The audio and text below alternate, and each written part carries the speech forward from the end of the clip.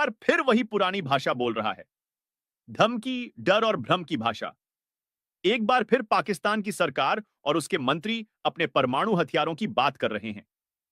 दुनिया को और खास तौर पर भारत को डराने की कोशिश कर रहे हैं। लेकिन सवाल यह है कि क्या अब किसी को इस धमकी से डर लगता है?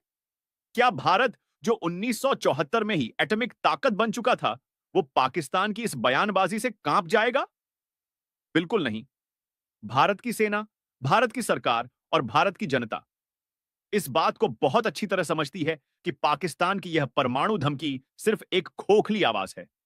ऐसी आवाज जो हर बार तब सुनाई देती है जब पाकिस्तान खुद को कोने में पाता है, जब उसकी नापाक हरकतें बेनकाब होती हैं, जब उसके पाले हुए आतंकी पकड़े जाते हैं और जब भारत उसकी सीमा में घुसकर उसे उसकी औकात दिखा देता है।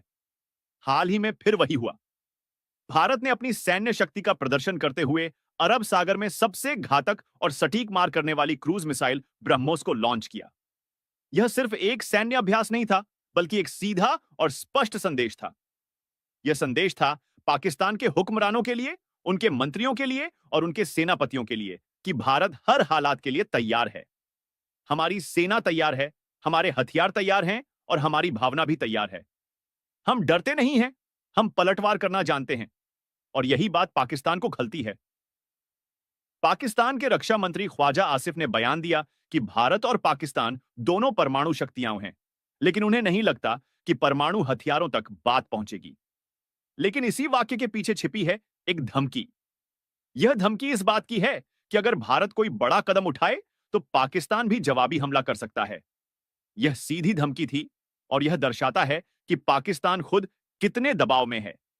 लेकिन इस बयान के कुछ ही समय बाद पाकिस्तान के रेल मंत्री हनीफ अब्बासी ने इससे भी आगे बढ़ते हुए कहा कि उनके पास एक 130 परमाणु बम हैं और वो भारत के लिए ही रखे गए हैं। ये बातें सिर्फ यह साबित करती हैं कि पाकिस्तान की सरकार में भारत को धमकाने की होड़ मची हुई है। जैसे उनके मंत्री आपस में यह तय कर रहे हों कि कौन भारत को सबसे बड़ी धमकी दे सकता है। लेकिन असली सवाल यह है कि अगर पाकिस्तान के पास सच में इतनी ताकत होती तो उसे बार बार यह बात चिल्ला चिल्ला कर दुनिया को बताने की जरूरत क्यों पड़ती? पाकिस्तान की इस बयानबाजी का सिर्फ एक जवाब है, भारत की सैन्य शक्ति, उसकी परमाणु रणनीति और वह तैयारी जो हर चुनौती से निपटने के लिए हमेशा तैयार है। अब अगर आंकड़ों की बात करें तो अमेरिका की प्रतिष्ठित संस्था एफएएस यानी फेडरेशन ऑफ अमेरिकन साइंटिस्ट्स की रिपोर्ट बताती है कि भारत के पास लगभग 180 परमाणु हथियार हैं, जबकि पाकिस्तान के पास 170 हैं।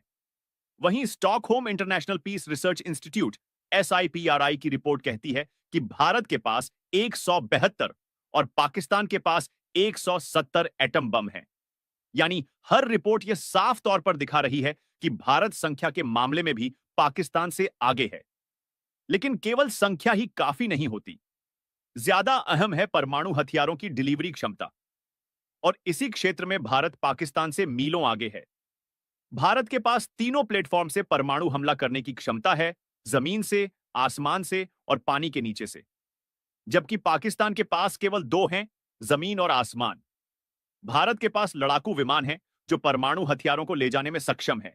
Rafale, Sukhoi 30 MKI, Mirage 2000, MiG 29 और जगुआर जैसे विमान किसी भी लक्ष्य को नेस्त नाबूद कर सकते हैं। वहीं पाकिस्तान के पास F-16, J-10 और कुछ पुराने मिराज विमान हैं जिनकी क्षमता और विश्वसनीयता भारत के विमानों से कमतर है। जमीन से मिसाइल हमले की बात करें तो भारत की अग्नि सीरीज की मिसाइलें पाकिस्तान को एक नहीं, कई बार खत्म करने की क्षमता रखती हैं।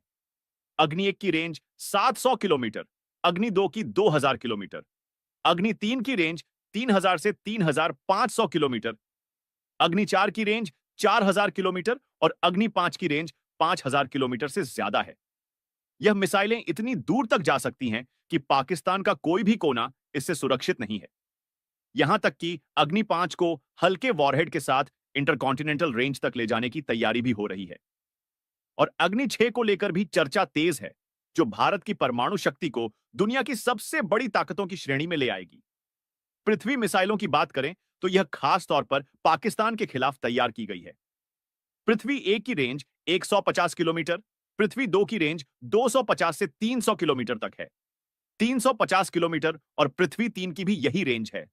इसके अलावा धनुष मिसाइल, जो पृथ्वी का नेवल वर्जन है, समुद्र से दुश्मन पर हमला करने की क्षमता रखती है।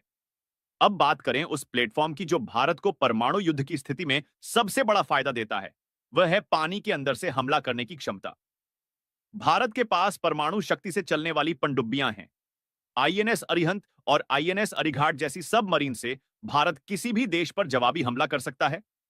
यह पनडुब्बियां समुद्र की गहराइयों में रहकर अज्ञात स्थान से परमाणु मिसाइल दागने की क्षमता रखती हैं। पाकिस्तान के पास ऐसी कोई पनडुब्बी नहीं है।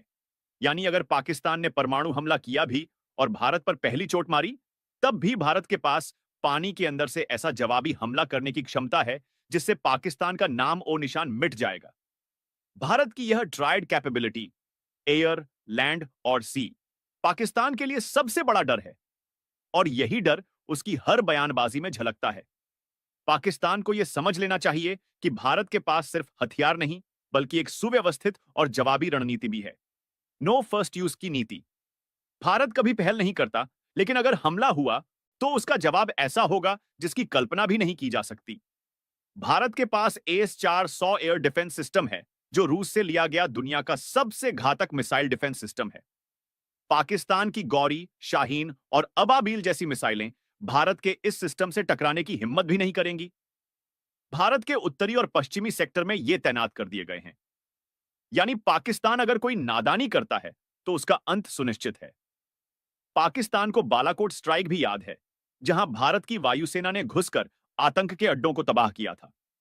फिर एयर डॉग फाइट हुई, जिसमें भारत के विंग कमांडर अभिनंदन ने पाकिस्तानी F-16 को गिरा दिया। पाकिस्तान की सारी साजिशें नाकाम हुई और भारत ने सैन्य व रणनीतिक मोर्चे पर जीत हासिल की। भारत के पास केवल हथियार नहीं, बल्कि आत्मविश्वास है। दुनिया की 5वीं सबसे बड़ी अर्थव्यवस्था, दुनिया की सबसे बड़ी लोकतांत्रिक ताकत और सबसे वफादार व देशभक्त सेना। पाकिस्तान बार बार परमाणु बम की धमकी देकर यह साबित करता है कि उसके पास विकल्प नहीं बचे हैं। उसकी अर्थव्यवस्था बर्बाद है, IMF के सामने हाथ फैलाए खड़ा है, जनता सड़कों पर